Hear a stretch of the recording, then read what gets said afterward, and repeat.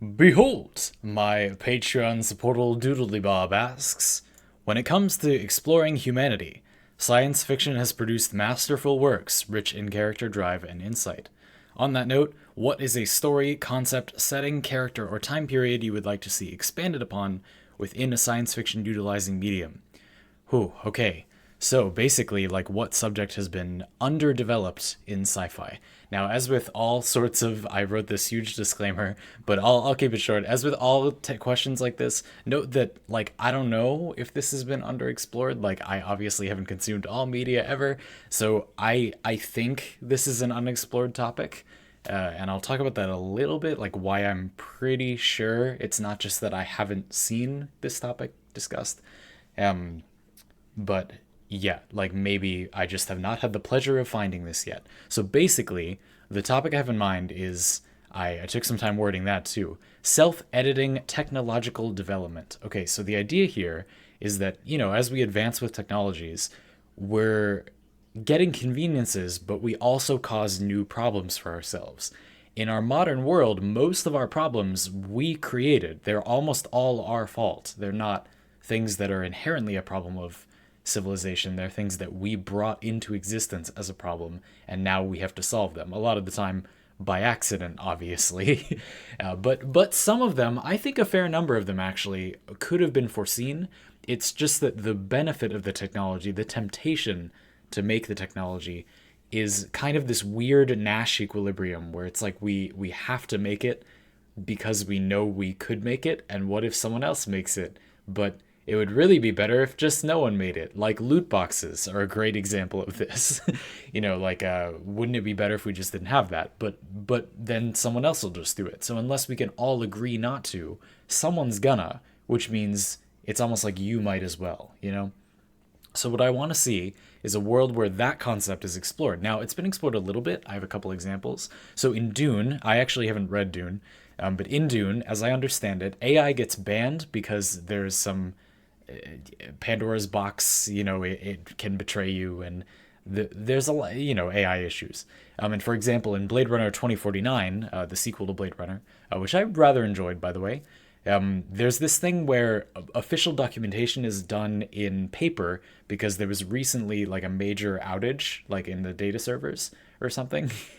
And it's a minor point, but I thought that seems realistic. Like once technology gets really crazy, inevitably people are going to just see that you need to be careful with how far you go, and keeping everything digital or whatever is dangerous. But I actually think that that's like only the tip of the iceberg, and it would be interesting to see a civilization that just went whole hog with this concept. So we're talking about like, once we innovate the light bulb, night kind of isn't a thing anymore, and like we don't have a natural break from productivity because you never have to not be productive. Like you could just turn a light on and keep working, like you and that's not necessarily the direct impact of light bulbs, but that is indirectly something that they did to human society when we innovated them. Like the Industrial Revolution has a lot of factors, but one of them is that people could work longer, and that is obviously something we needed to happen to get to our modern society.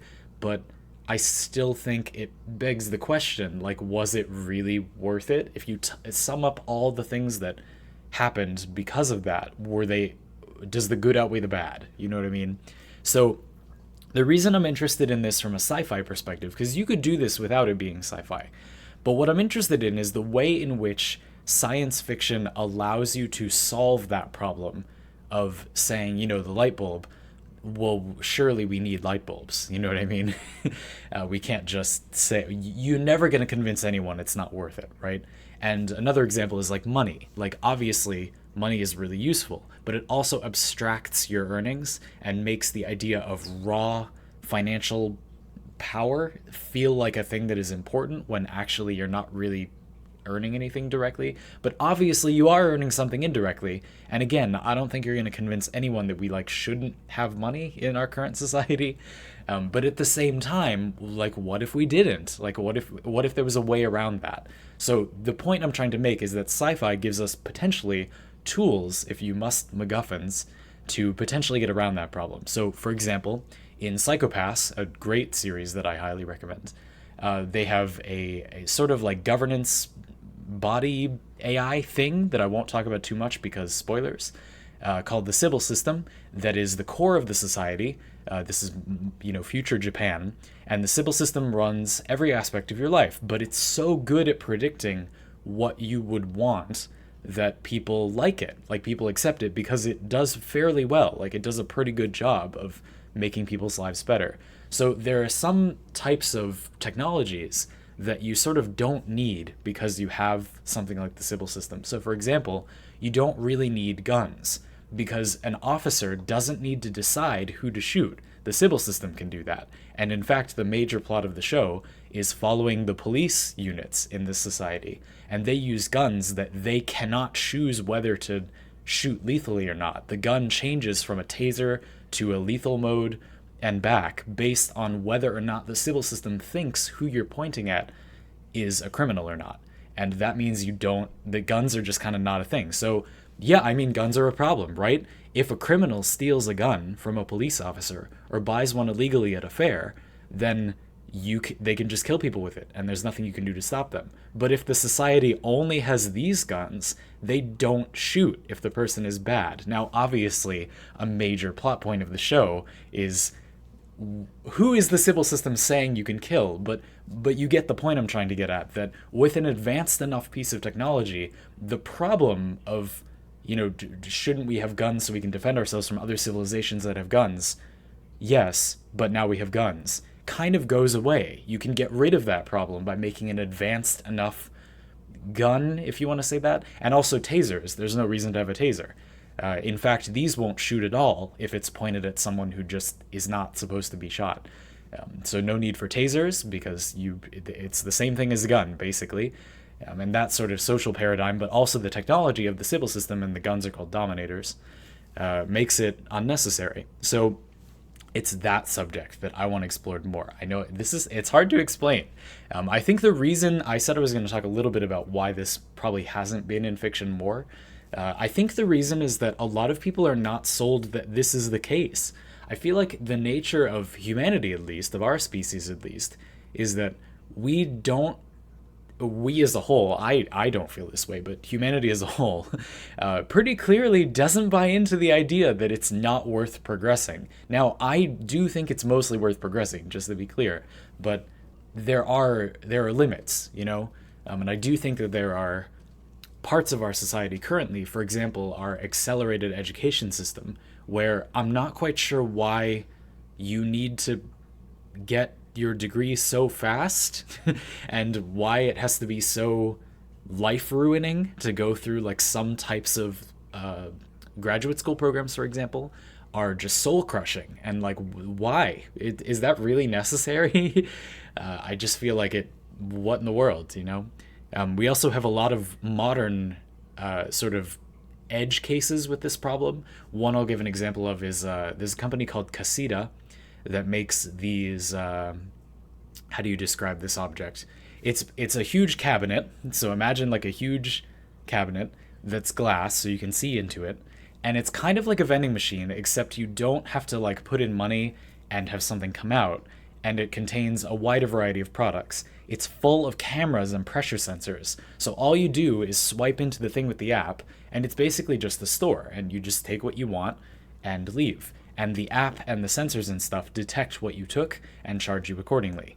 The problem that a lot of people feel there is with these is that it's obsoleting people who run corner stores. But if we have that technology, isn't it by definition not worth money to work at a corner store, as like provided we had these everywhere, which we don't? So we need to deal with that problem. I'm not saying that people who run corner stores don't deserve to get paid. It's an issue. Like, what do we do? Like, do we just pretend we don't have that technology, or do we pretend that it is worth money to run a corner store when we do have that technology? Like, what do we do? And as a society, what we could do, but what we're definitely not going to do, is decide that we just don't want that technology. Like, we're just saying we can do that, but let's not, because it's nice to go to a corner store and have it be someone you recognize. Now, that's not a part of the culture where I live. My understanding is that this is more of a thing on the west coast of the United States. Around here, like you don't really form a relationship with the person at your corner store a lot of the time. It's very impersonal, the climate around here. But that's not the same everywhere, I'm sure. It's not hard to imagine. The Northeast is just a little cold sometimes, you know. So that could be valuable. You know, I if I'm gonna go get a sandwich from the corner store, which again is also not a thing here, but my understanding is where these are a problem, it is. I like the idea of the sandwich being made by someone I know that knows what I like, and like you form a relationship with them, and they also get a guarantee of repeated income because they don't need to worry about you just going somewhere else. You're gonna want to go to that casita, which is their slang term, I guess, for a corner store, because they know what you like. You're not gonna have to go explain your order to someone. You want to order there. Anyway, going on about this too much, again, it's a rabbit hole because this topic hasn't been explored that much, but it is fascinating to think about, you know, to what degree can this be enforced? That's less of a sci-fi thing, but definitely it would be very difficult to enforce without sci-fi technology. This is more along the lines of like 1984, big brothering, thought criming people for innovating things. An interesting version of that I've also seen a little bit of is Fisheye Placebo. It's a comic that is sort of about 1984, a little bit more about the Great Firewall of China and like hacking more than like domestic living, which is more what 1984 focuses on, and like passive thought crime. It's really thought crime from a different perspective, but it's interesting. So that's one approach you could take. That those are both sci-fi things that kind of tackle that, but only just not very much. And the other approach would be technology that allows you to not have technologies that are problematic without us losing any of the well or most of the benefits of this technology. So that would be like Psychopaths with its dominators, which is a gun and a taser and a police officer's judgment and a lawyer all in one that make it unnecessary to have guns. You can just get rid of guns and all of the positive effects of guns are retained. Well, not all, but most, you know. You can still enforce laws that keep people safe without it's impossible for people to get guns, and yet you can still enforce the law. So you could argue, is that really necessary? But anyway, you get the idea. So that's that. I hope that makes sense. Ooh, that ended up being long. Um, it's a complicated topic, so I'd be interested to hear what people think. Obviously, because I'm interested in this topic, if you know any works that contain this thing, I definitely want to hear about them. I've mentioned a couple of comics, a couple of anime,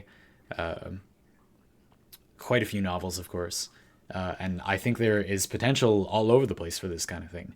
It's fascinating to think about and very difficult to think about because it really requires you to predict where society is going.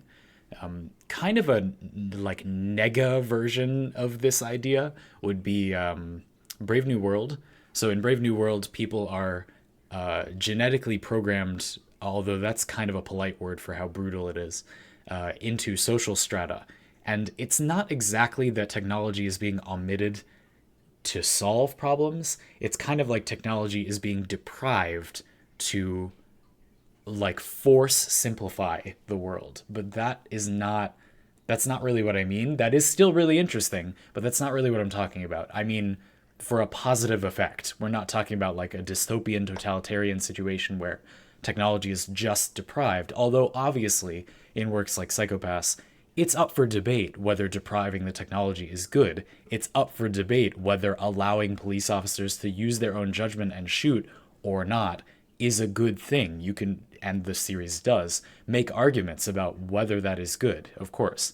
But at the same time, it's not all bad. You know, the message of the show is not look at this nightmarish situation. The message of the show is look how well this is working. Isn't it a shame how problematic it is, despite the fact that it's beneficial? You know, that is what I'm more interested in. But obviously, like both are.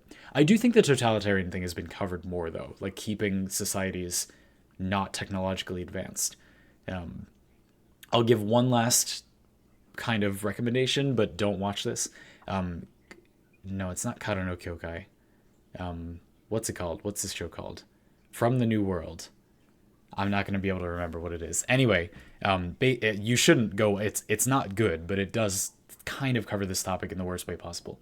Basically, there's psychics among humanity, and the world de-technologizes, downgrades itself, so that they don't get stressed out. Basically, the idea is that living in the modernized society stresses people out, and then if you're psychic, there tends to be leakage and they cause disasters and stuff.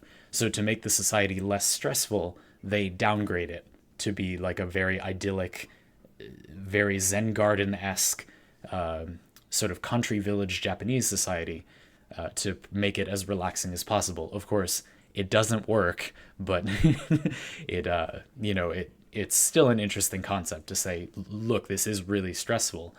Maybe we should just deal with the hardship that comes from more humble living because it's therapeutic in some way, which I think it is. I think that's interesting. But at the same time, like, I like having a bathroom. Like, I like having sewage systems. I like, like, I'm not saying I hate technology, just to be clear. It's a complicated topic. I hope that makes sense. I've been Zandy. Is it worth saying at this point? And I want to thank Doodledibob once again for their support. I hope this topic was interesting. It certainly is to me.